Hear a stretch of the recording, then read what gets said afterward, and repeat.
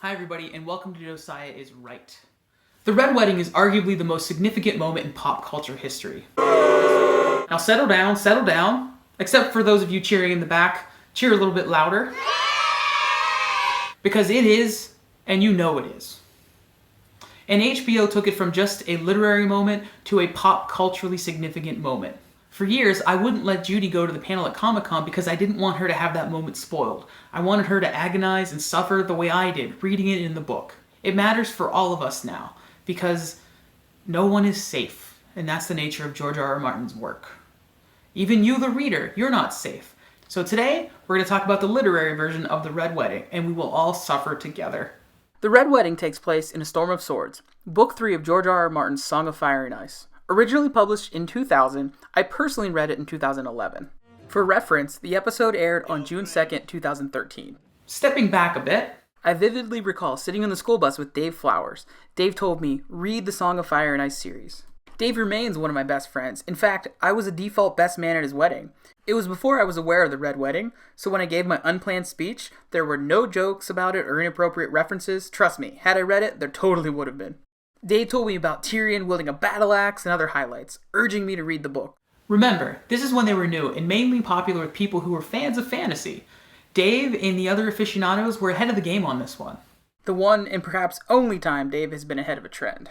I finally began reading the books when HBO, and not Dave, convinced me to. I was staying in Seattle for a Graphation Film Festival event I was putting on. When I wasn't out posting flyers until 2 a.m., I was watching HBO in my hotel room. There I saw bits and pieces of an episode from Season 1. In the episode, Ned was a prisoner and Joffrey was a jerk, and I realized eventually that these were the books Dave was talking about years earlier.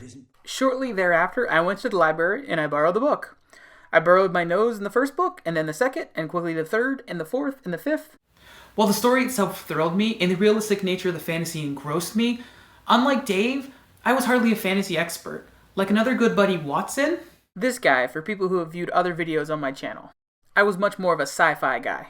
I became engrossed in Martin's prose, which is beautiful and brutal, and super detailed about food. He's the only writer who could write these books.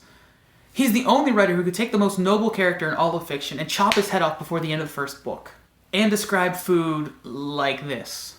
The wedding guests gorge on cod cakes and winter squash, hills of neeps and great round wheels of cheese, on smoking slabs of mutton and beef ribs charred almost black, and lastly, on 3 great wedding pies as wide across as wagon wheels, their flaky crust stuffed to bursting with carrots, onions, turnips, parsnips, mushrooms, and chunks of seasoned pork swimming in a savory brown gravy. As a young writer, I'd often kill off my characters for shock value, but I kept my food descriptions at a minimum. In grad school, there was a running joke that I'd kill off everybody's characters. Heck, if I could have, I'd have killed off characters in other people's books, but they were writing travel fiction and memoirs, so it didn't seem appropriate to do. Looking back, I certainly didn't kill everyone, but I killed a lot of people, as does George R.R. Martin. But in his stories, it's in the service of his work. Although it certainly does shock, it's never for shock value. It's for the sake of the story. The story is paramount for Martin. It's unlike other fantasy. In most fantasy, there's a pure good and a total evil. In Martin's world, those lines are blurred. And that's what makes it great. Death stalks everyone on all sides at all times. Martin puts it this way. You can't write about war and violence without having death. If you want to be honest, it should affect your main characters. I think a writer, even a fantasy writer, has an obligation to tell the truth. And the truth is, as we say in Game of Thrones, all men must die. And in Game of Thrones, they all die. He's a rule breaker and a game changer in the best ways.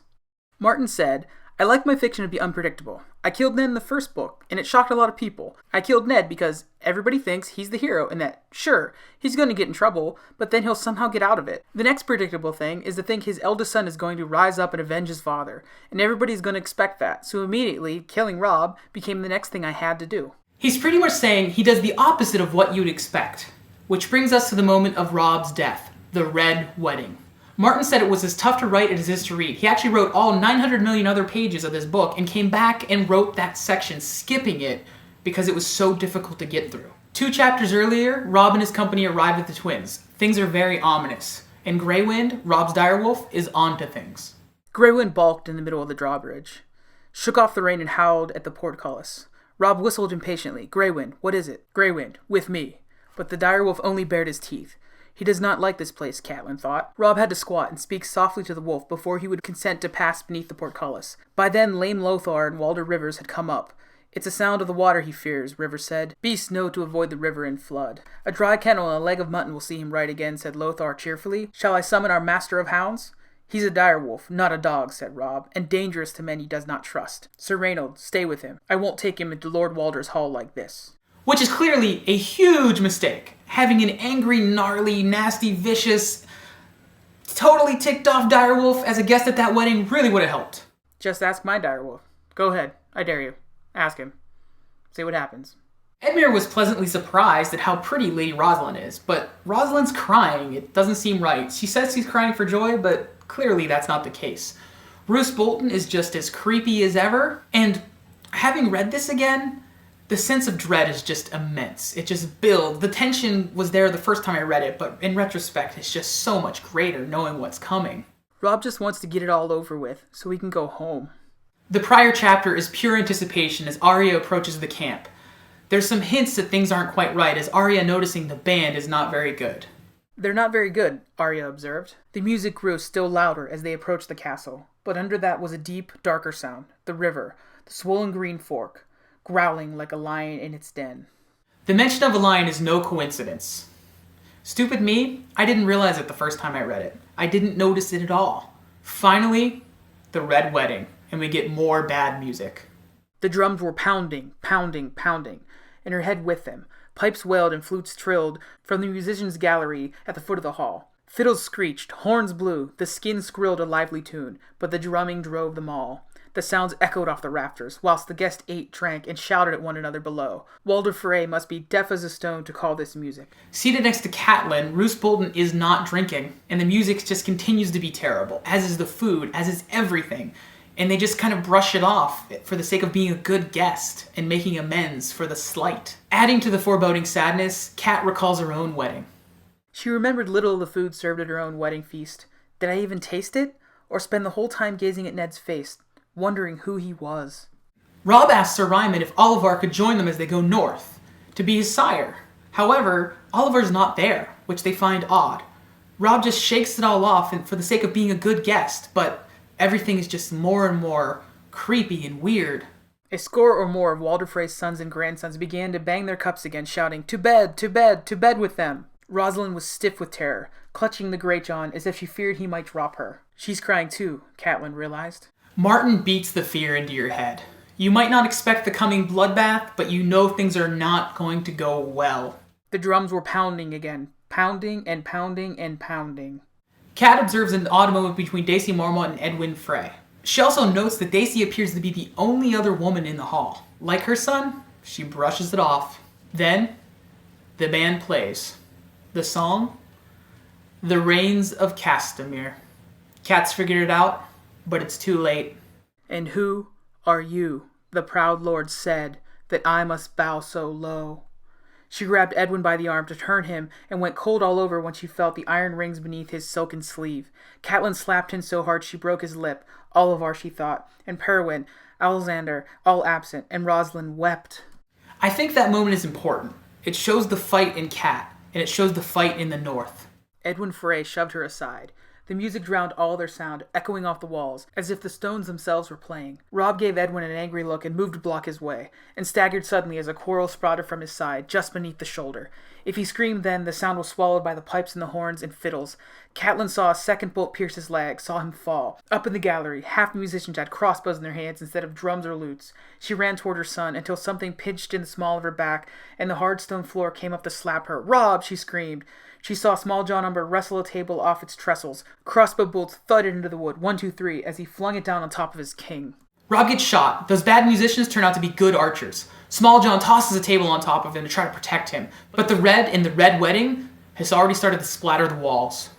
Catelyn's back was on fire. I have to reach him. The Small John bludgeoned Sir Raymond Frey across the face with a leg of mutton. But when he reached for his sword belt, a crossbow bolt drove him to his knees. In a coat of gold, or a coat of red, a lion still has claws. She saw Lucas Blackwood cut down by Sir Houston Frey. One of the Vances was hamstrung by Black Walder as he was wrestling with Sir Harry's High. And mine are long and sharp, my lord, as long and sharp as yours.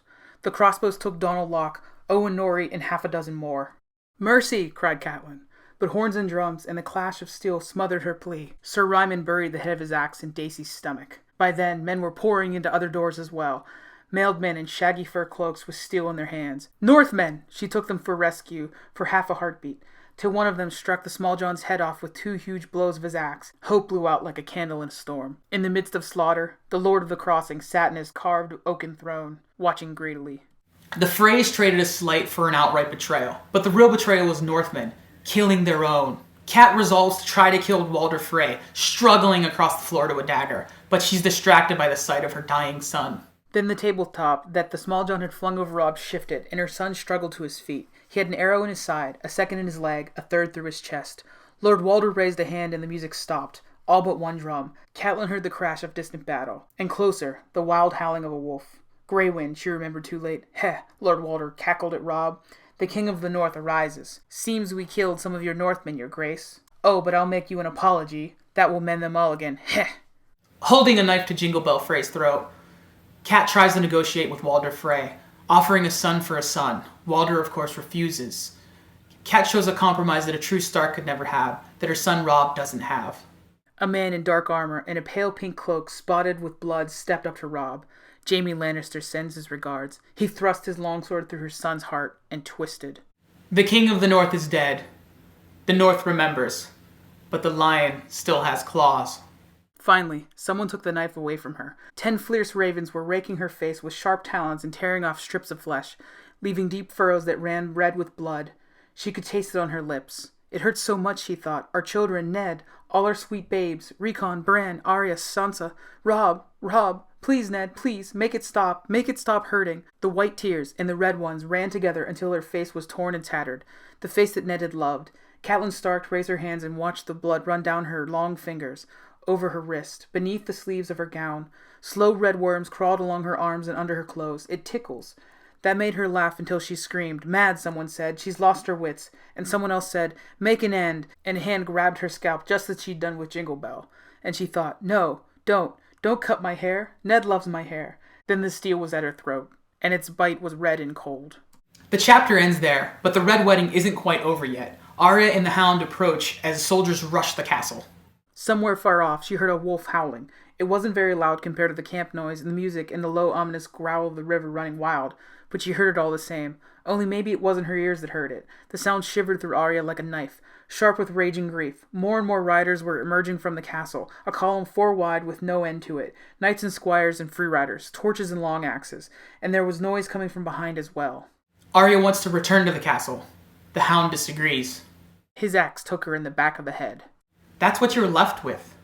A blacked out Arya, maybe dead. You don't know at that time. Of course, you find out she's okay, but that moment, the red becomes black and the unknown and the tragic mystery of Martin's writing. That's the nature of Martin's work. It grabs you and brings you down to a place you don't want to go, but a place that we often live in. It's hard and it's difficult, and sometimes it's unpleasant to read, as he said it was unpleasant to write.